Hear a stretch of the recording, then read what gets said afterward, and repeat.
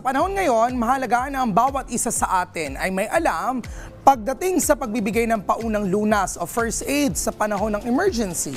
Kaya naman, silipin natin ang naging kaganapan sa National CPR Day na may temang Maging CPR Ready Barangay Na.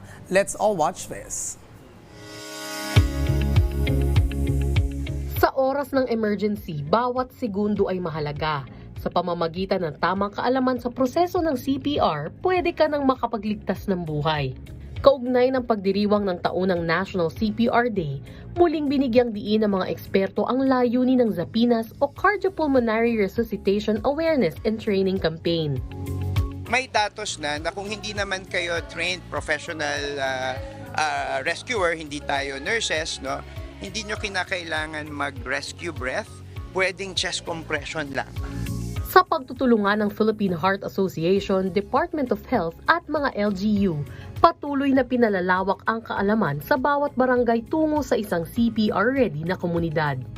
Bukod pa rito, aktibo rin silang naglulunsad ng programa tungkol sa CPR awareness sa iba't ibang pampublikong paaralan bilang pagtugon sa layunin ng Samboy Lim Law.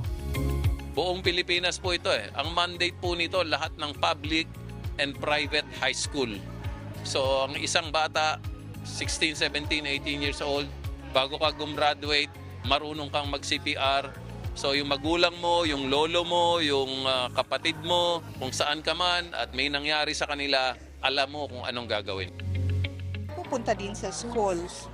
So, pagpunta sa school, sama-sama na ang pagtuturo ng CPR, nandun na rin yung mga healthy lifestyle, andun na rin yung pag-survey or pag-screen kung may mga sakit.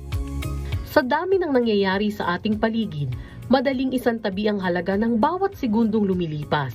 Pero sa oras ng emergency, 4 hanggang 5 minuto lamang ang kailangan para makapagsagip ka ng buhay.